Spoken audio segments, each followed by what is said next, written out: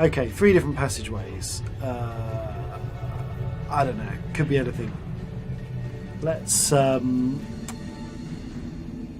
Okay, good principle in role-playing. If you're not sure which way to go at a junction, go left.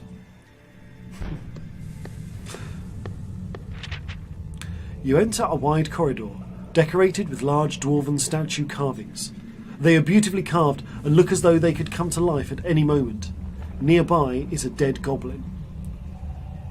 It looks like it has been completely crushed against the wall, and quite recently at that. Strange. There doesn't appear to be anything that could crush that creature. You begin to walk through the hallway when suddenly you hear a quiet click. One of the statues begins to move. Its head turns left and right, searching for any sign of life. But how on earth will you get past it?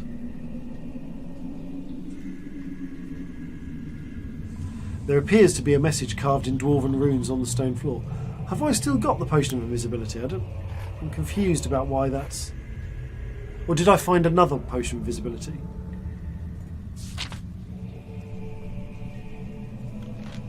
Oh. Okay, well, I'm glad I didn't drink the luck potion then, because I've just gained one. Okay, so the potion of invisibility has got us through that room.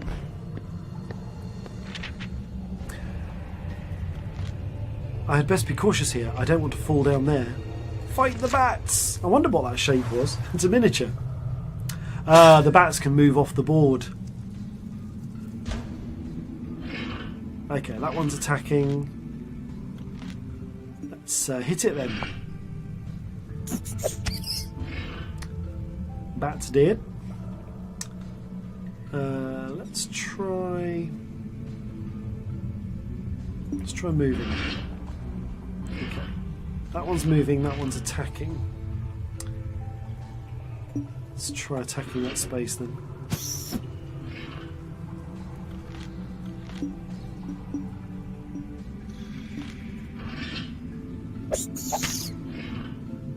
That one's moving. Let's do quickly warrior. There we go.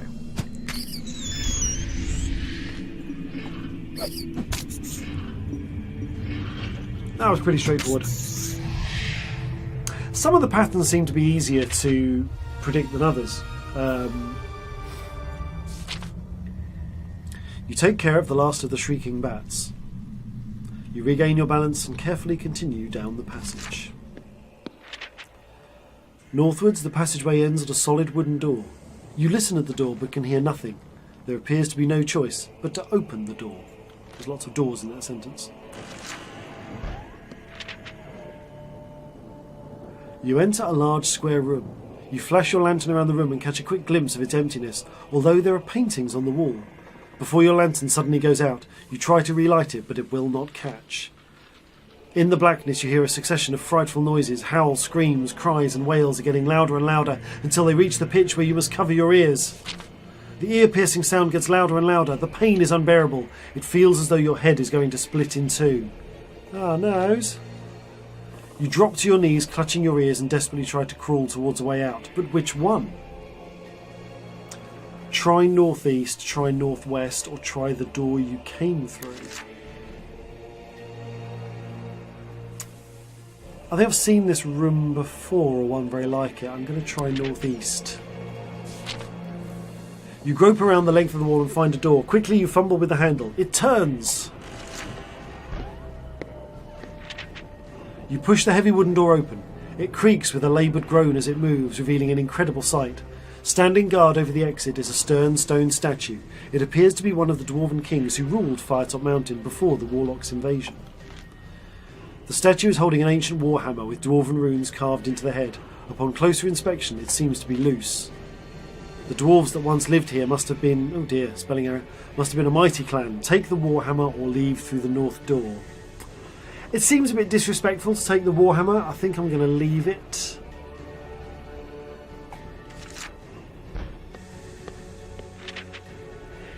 You enter a derelict feast hall. Skeletons lie seated at benches while some lie on the floor. The tables, chairs and skeletons are all covered in cobwebs.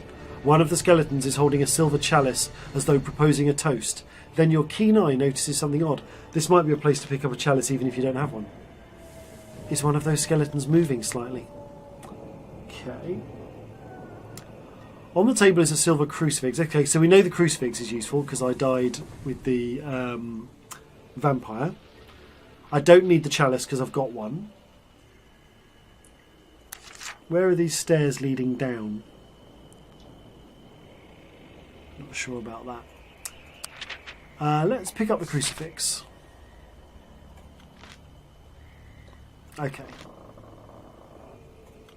So we've got skeletons to fight. I think maybe if I'd just left without picking stuff up, I wouldn't have had to fight them, but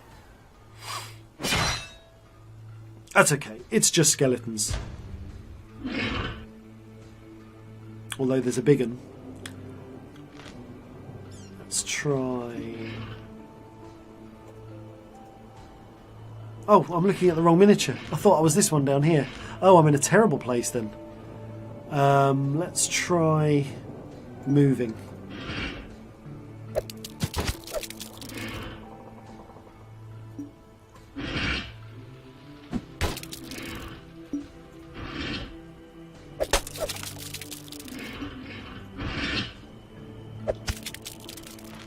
Oh, I've almost taken out the big one. Need to move. Ah, I kind of asked for that.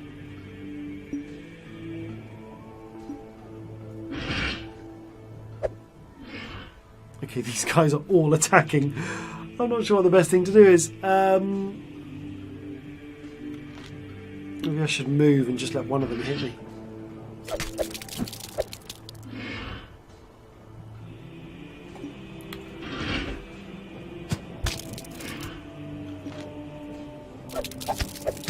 There we go. He's going to move, so let's hit him. And again.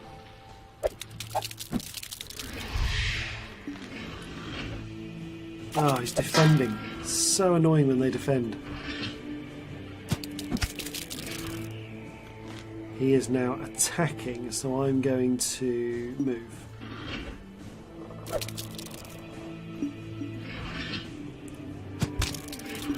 Are we back into this following thing?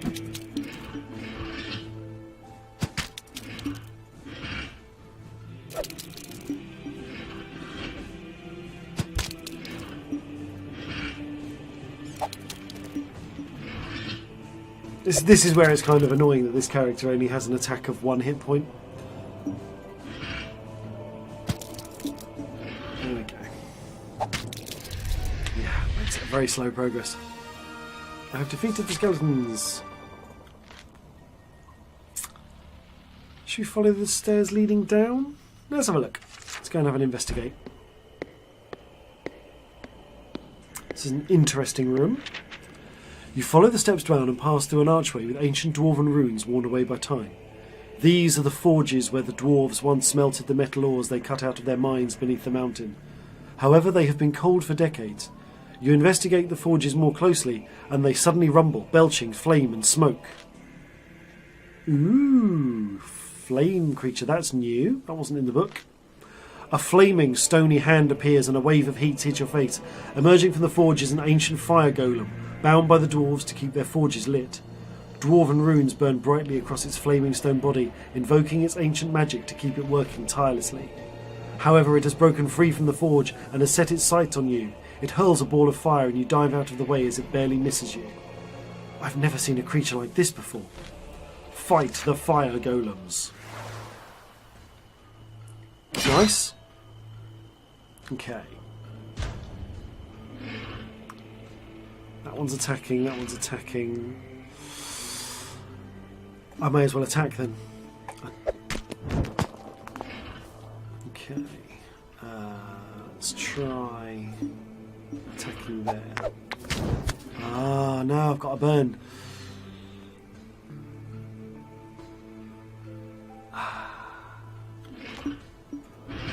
Okay, he's moving. It's good. Ouch. I'm going to move.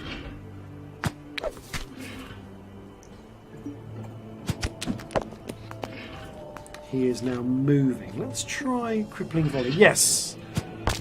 Perfect. Oh no!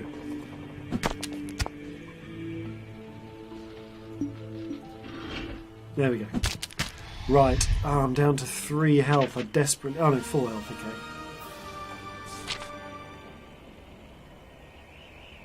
Pick up the gem. Oh. I really should have thought of that.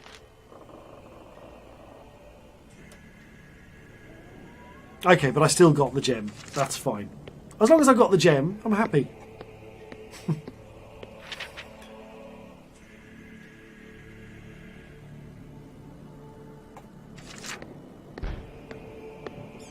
I could really do with a bench.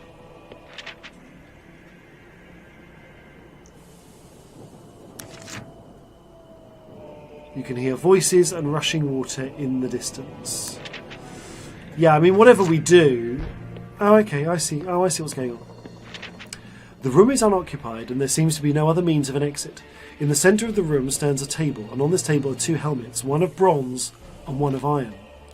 Oh, I remember this from the book, and I don't remember what the right choice is. Search the table itself. The table is plain and made of wood. However, looking underneath, you discover what seems to be a false bottom. However, you cannot find any way to open it. Okay. Bronze helmet or iron helmet? I'm gonna... Do you know what? I'm gonna carefully eat some food first. Let's try on the bronze helmet. Cursed! Ugh. So I'm stuck in this cursed helmet. Great. You reach the top of the stairs and you notice that the floor is covered in sand. The walls are rocky and uneven and feel cold and damp to touch. The air has also become cool and fresh. There's a flickering tunnel. Ooh! The passageway widens and you can see ahead a large cavern. As you shine your lantern around it, you can see crude stone weapons on the floor and a small fire in the centre of the cave, but you see no way through. As you turn to make your way back, you stop in your tracks to see 2 Neanderthal cavemen barring your exit. They grunt aggressively at you. Offer them the fire gem. Quickly you pull out the fire gem from your pack and unwrap it. The cavemen are mesmerised by the glow of the fire. They grunt in curiosity, gesturing towards it. You cautiously walk towards them and hand them the fire gem. Achievement! They eagerly take it from you, thrilled with their new gift. The cavemen run off into their home with their new prize, leaving you free to exit the cave. You're at the junction. Okay.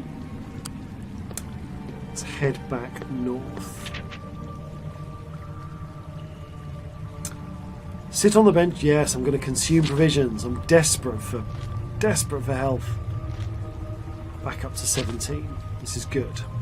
You get up from the bench and prepare to continue your journey. Oh, bats. No warning, just bats. And not much room to manoeuvre here. This is a very small battle. Okay, they're all attacking, so let's... I think the best thing I can probably do is move. That one's moving, so let's try... attacking. Nope, that was a bad choice. Crippling volley. There we go. Let's move.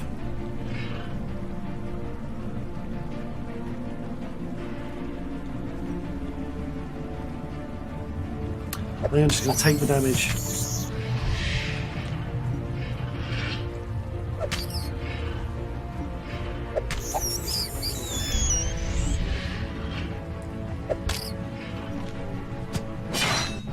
Oh, it's a clash. I can't see my number. Oh no, I lost. I lost the clash. Let me try attacking there then. Nope.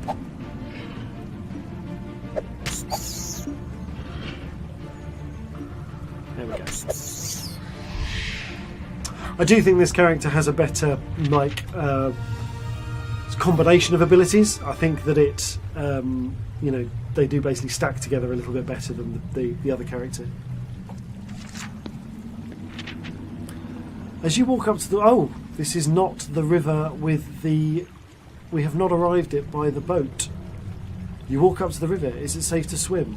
Although you cannot see any immediate signs of danger either in the water or in its banks, there is no way to cross to the north side of the river. You suddenly notice a gleaming sword lying on the riverbed several steps in. It seems like a fine weapon, but unfortunately, as you do not wield a sword, you have no use for it. With nothing else of interest here, it seems that the only way onwards is to swim downstream to the east. Okay, hopefully... Ah, it's brought us to here. There we go. Och, it's called. Didn't realise she was Scottish. Didn't pick that up. You find yourself on the south bank of the underground river. Okay, let's do... There's the ferry service. Yeah, we don't want to get into the water again. I haven't tried the bridge yet, but my skill is off a bit.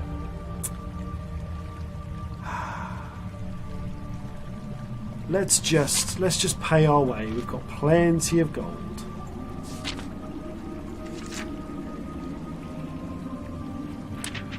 Right, takes the gold and rows across the north bank.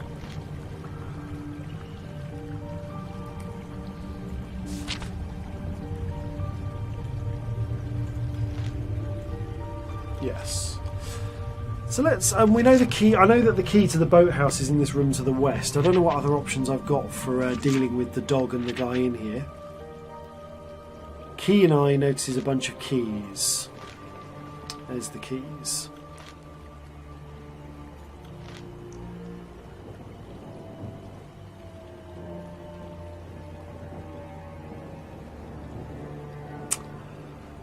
There's no sleep bomb option here, which is interesting. Let's bang on the door.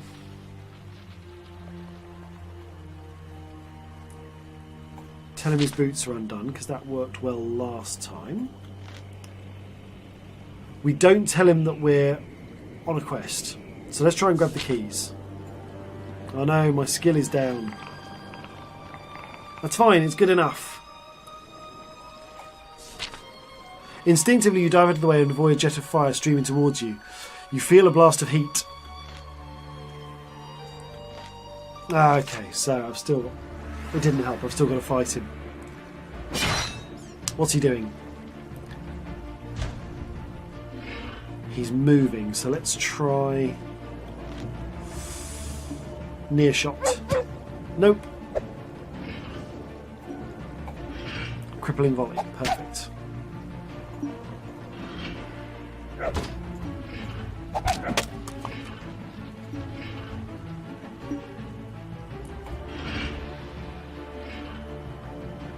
I'll move out of the way because he's got this pressing attack. Oh no. Ah.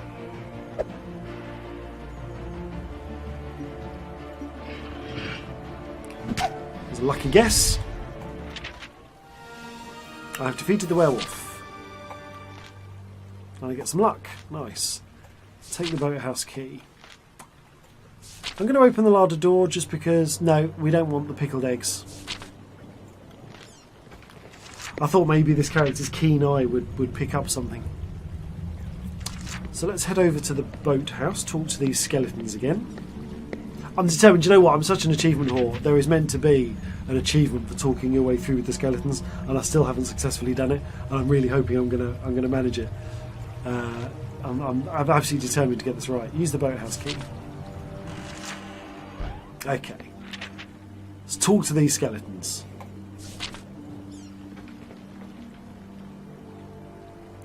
Tell them that you come about buying a boat, or tell them they're your new boss and order them back to work. Let's try that. You stride into the room confidently and shout in a booming voice, "Right, you lazy bones, back to work!" The skeletons turn to face each other and presumably exchange looks. You can't really tell. One of them, the leader probably, pipes up. "I don't know. You look pretty fleshy for a boss. Plenty of meat on your bones." What will you say to convince them that you're definitely their new boss? I can't help it if I have a skin condition. Do you know what? These skeletons were quite funny last time. They thought I was a celebrity and they wanted me to sign things. Don't ask stupid questions. We've got new orders to fill. I've been appointed by Zagor himself. I have to go for the skin condition. You pretend to be upset. I can't help it if I have a skin condition. That's workplace discrimination. The skeletons pause. They seem to look nervous, you think. It's hard to tell with skeletons. Is that a bad thing? That sounds bad. One of the skeletons faces another. I don't know, the Soul Keeper might know. No way, I'm not asking, she said she was busy. They turn to face you. We're sorry, boss, back to work.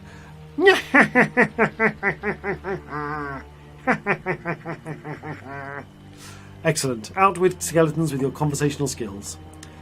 Examine the skeleton's tools or search the drawers. Examine the tools or search the drawers. Search the drawers. Gold pieces. Okay. Right. Up here is the shop. The shop is up here to the right.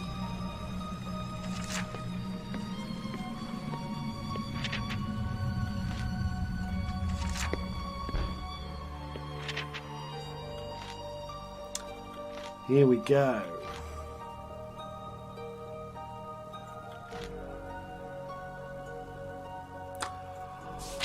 What can we sell? Let's sell the map of Darkwood Forest because we already know that it's of no use to us. We can sell the silver crucifix because I'm not going to go and I'm not going to mess with the. That will take us up to. We don't actually technically need it. That will take us up to 46. There's no benefit, is there?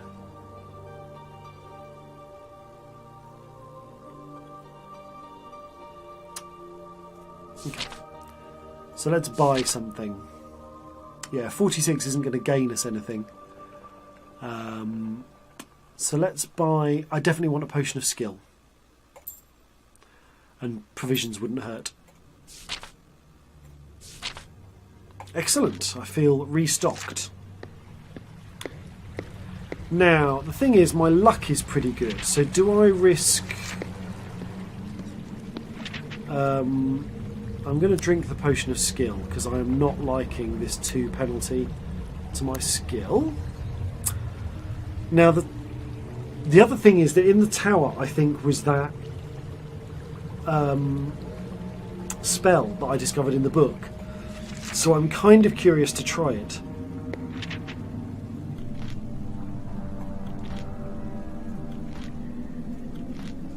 Oh no. It's begun. It's draining my luck already.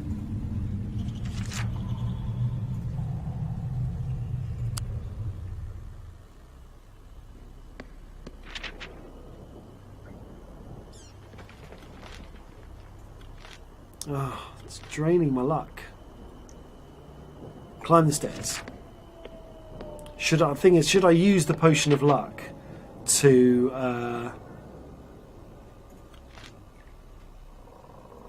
Hello there, kind stranger. Do you have a moment to spare for a hungry beggar? Any kind of food will do. I need to test my luck. I'm going to drink my potion before we do this. Because 9 is definitely better than 7. Yes! Feed the beggar.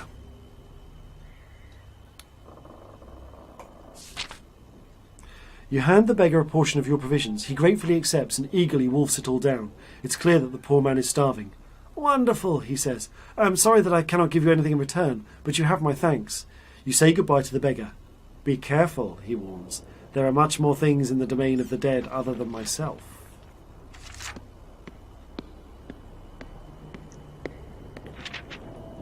You continue up the staircase, which seems to have no end. The stone crumbling masonry causes you to slip many times, nearly causing you to tumble all the way down the tower. Thankfully, you are able to right yourself. You stop and rest at a crumbling alcove. A daunting stone statue of an imposing warrior looms over you. They stand stern and proud, sword planted into the ground. It feels as though the statue is on guard, warding off the domain of the dead's evil spirits. I'm still struggling to control my thoughts. A rage is taking me over. We're testing luck again, against an 8. It's a fail!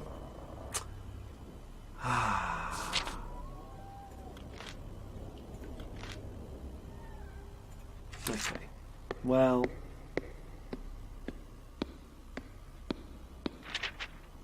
You follow the steps up the tower. Soon you notice an eerie blue glow emanating from further up the stairs. As you get closer, the light becomes more intense. You reach the source of the light. Set in the stone is eerie, spidery writing. Each letter gives off an intense blue glow, and the words seem to shift slightly as you look at them, giving you a slight headache.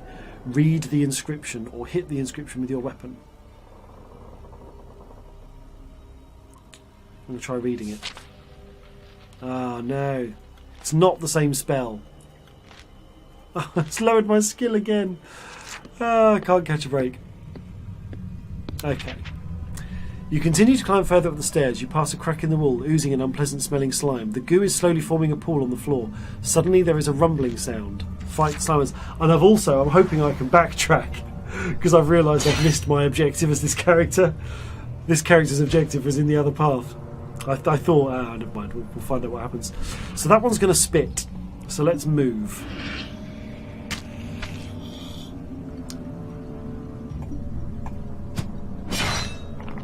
Okay, 9 versus 6. Pretty good. I've immobilised 2 of them, so I can... If I move to here, I can kill that one.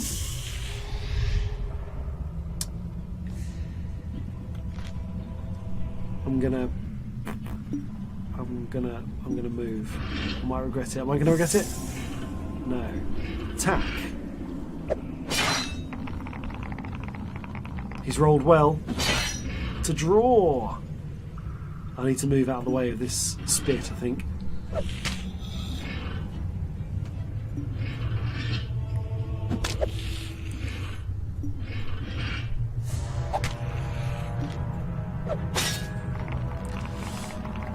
I've rolled very well. It's enough.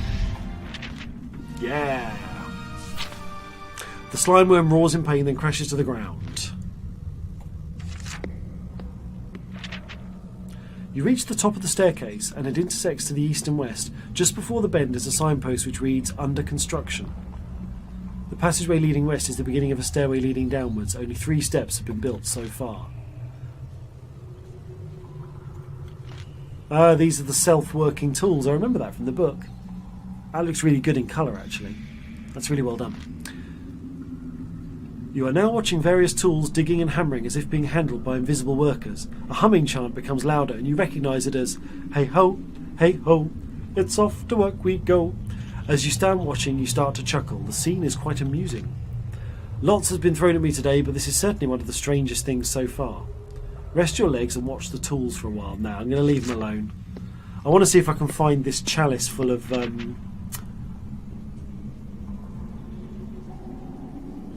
Okay, we want to open the portcullis.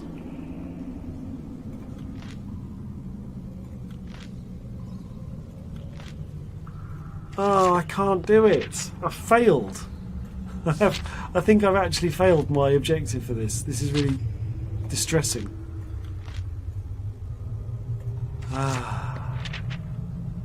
Stepping into a tall pillared room, you are stunned by its centrepiece. In the middle of the room stands a large, intricate glass globe. Inside the globe appears to be a complex maze, constantly twisting and rotating. As you look closer, there seem to be tiny figures inside the maze. The maze seems to get larger before your eyes, and an intense light begins to shine. Before you know what is happening, the dazzling light has completely overwhelmed you. The bright light that surrounds you fades, and you appear in a square-shaped room paved with strange purple flagstones. You feel lightheaded and highly disoriented. Bizarre crystalline structures surround you, and you have a distinct feeling that you are now somehow within the globe you encountered, as many of the features around you match those that you saw. Shaking off your disorientation, you decide to take a look around. There is an archway on your left, and beyond it you see some steps leading upwards. There is also a crystal plinth situated next to the archway that looks interesting. The only other exit from the room seems to be a large archway facing you. Investigate the plinth. Let's get the plinth. The small crystal plinth is about the size of a dwarf, and it sparkles with an ethereal quality. It looks as though the plinth holds 3 crystal rods inserted into circular slots. One of the slots already has a rod sitting proud from it. Okay, let's remove the rod. The rod is icy cold to touch and your hands slide across its surface. There is no way you can get a grip to apply your strength. Maybe you need to find the other 2 rods. Maybe I do. Enter the archway.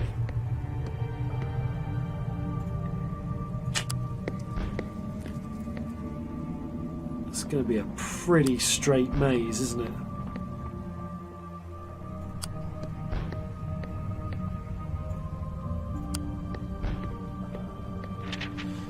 As you walk into the small room, you can hear crying. On the floor in front of you, you see a large shape which looks like an ogre lying on its back. It's either sleeping or dead. Laying across the top of the ogre with their back to you is someone or something dressed in orcish armour. The sobbing and wailing appears to be coming from them. examining the two creatures more closely. You carefully walk around the creatures. On close inspection you can see that this is definitely an orc of some description and they are very upset. The orc appears peaceful, and apart from blank open eyes and a swollen tongue hanging from its maw, you would assume that it was sleeping. The orc senses your presence but is too mournful to care about you. Let's ask what the problem is, although it seems pretty obvious what the problem is. You ask what the problem is and whether you can help. The figure turns around and you can see that this is a young orc, his eyes red and puffy, tears rolling down his cheeks. She's gone. Completely dead. I told them orcs that she wasn't well enough to enter this stinking maze. They pushed her too far this time, he says through muffled sobs. You suddenly feel sorry for these wretched creatures. Obviously the ogre meant something to this orc. Give the orc a gold donation. Your sudden compassion compels you to throw a coin in the direction of the orc. He catches the shining prize and chokes back a few tears. That is very generous of you, he mumbles. For your kindness, I will give you some knowledge that I know. He stands up, wiping away the tears. I suppose you were here for the Master's treasure? I hear a key for that is found in that scary dead place. A nasty dead white creature stole it from us once. Oh, and you might be needing this. The orc throws you a strange metal object that looks like some kind of handle. You thank the orc for this useful knowledge and decide to leave the room. You see paths leading east, west and north. Let's go north. You come to a crossroads of paths leading off in all directions. You are surrounded on all sides by strange crystalline shapes that appear dotted around. In the centre of the crossroads, hanging from a rope, is a small cage. There is a goblin sitting in the cage with its legs dangling through the bars. Strangely, it looks though the rope is not being held up by anything and disappears into the darkness above. You also notice a metal box on the ground directly below the cage. Let's talk to the goblin. You look up towards the cage. The goblin begins humming some kind of tune. This creature either can't hold a note or this is the worst tune you've ever heard. Let's be polite. It's my shift to sit in the cave and hold this crystal thingy. Ain't much fun, I can tell you. Sat here hour after hour waiting for the next sucker to venture into Master's maze. Pausing for a moment, the goblin is clearly thinking hard. I think the others keep making it my shift, you know. They're jealous because I'm smarter than they is. This only raises more questions, but you hold your tongue. The goblin starts to swing its legs back and forth. Ask the goblin to throw down the crystal. Go on then. You must be joking. Maze Master wouldn't like that. You need to find another way to get me down. The box below me is under good clue. You bend down on one knee and examine the box. It is fixed to the purple pavings on the floor and has a carved hole in it with a small notch carved in the top of it. It looks as though something could be slotted into it. Perhaps this will help lower the cage above. Use the handle. Turning the winch, you can hear some kind of clunking mechanical noise coming from somewhere beneath your feet. The cage begins to drop down in a jerking motion which makes the goblin jump up to its feet and grip the bars. Crikey, you is doing it! Of all the times, had to be on my shift, didn't it? The goblin shouts anxiously. Within a few minutes, the cage thuds down. The goblin jumps out of the cage, gripping a crystal shard in one hand and a short sword in the other hand. Oh, I have to fight him. I feel like I should have just won that from him. I don't have to kill him, surely. Okay, he's going to move. So let's just attack that space. Oh! Is the glowing significant?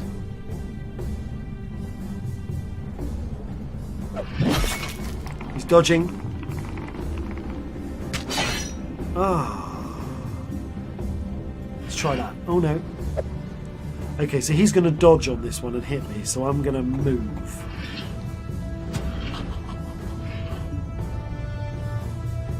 And he's going to move there now.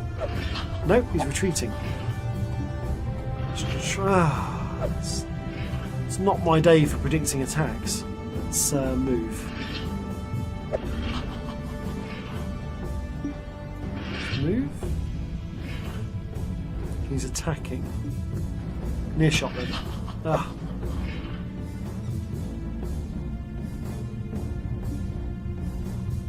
Let's just try and move. Right, he's now going to attack and retreat. Let's move that way then.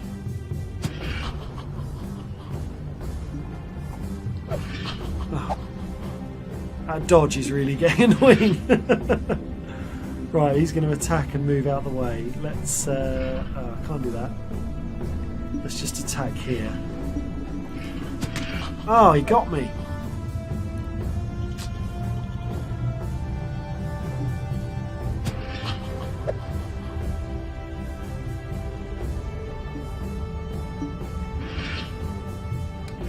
So he's going to attack and move. Let's try moving.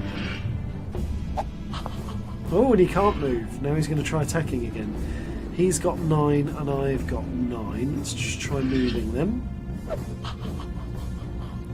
He's now moving. Which way do we think he's going to go? Yes! Got him.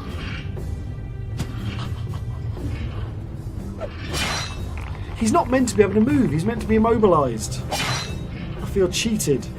He's going to move. He's now attacking. Let's move out of the way. Oh, this guy is proving to be hard to hit.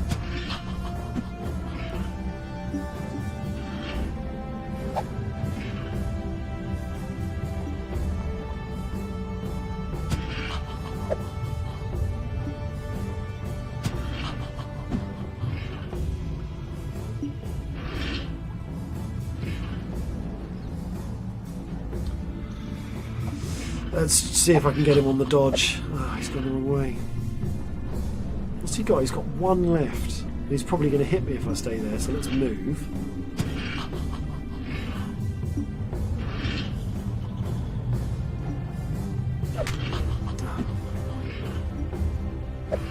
Just stand still, damn you!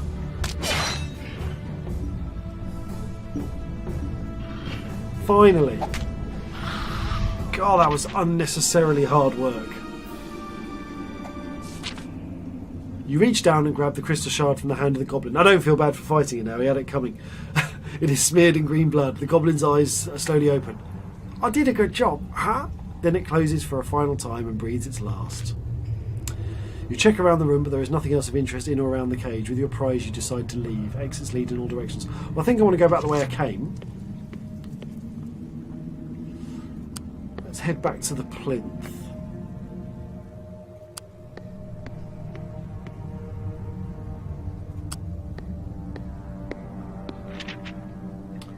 Okay, go to the plinth. Okay, right, we're returning to the maze. Let's go this way. I'm going to use my potion of strength. That's taken my stamina all the way back to 18, which is lovely.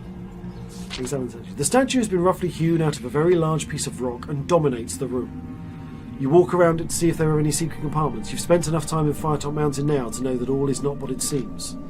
As your hand brushes over the large dice in Cinder's hand, a disembodied voice booms out the following. You have awoken me, adventurer, for I am a genie. I have been cursed to reside inside this accursed statue, the ghastly sister of Titan. Please release me from Chila. You may know her as Gred or Sindler. Some of that sounds familiar. Let's just have a look at my bio.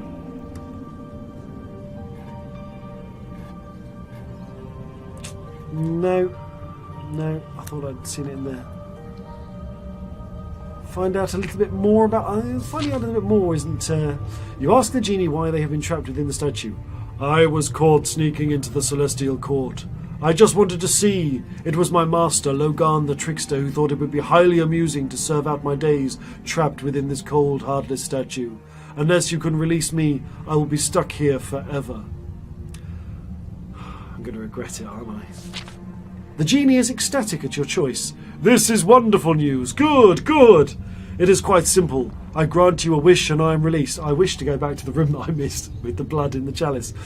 You must choose a wish, but choose wisely, adventurer, or your fate may be bound in ways that you cannot foresee.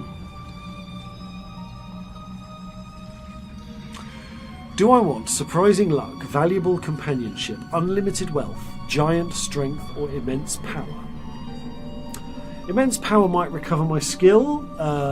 Surprising luck might recover my luck. I'm not particularly bothered by unlimited wealth. Giant strength, I've just recovered my stamina. I think valuable companionship or useful advice is probably the thing. I'm stuck in a maze, so advice might help me find the crystal. Let's go for valuable companionship. Your wish is my command. You wish for companions, and so you shall have them. They may want to have you for dinner, bellows the genie. So, I'm glad I got an achievement out of it. But this is like that episode of The X-Files with the genie that unhelpfully grants wishes. Okay, fight the zombies. Fine. Should never have helped you. Thank you for watching, and if you'd like to continue watching the series, please click on the next episode or click on the subscribe icon. Thank you for joining me. I'll see you again soon.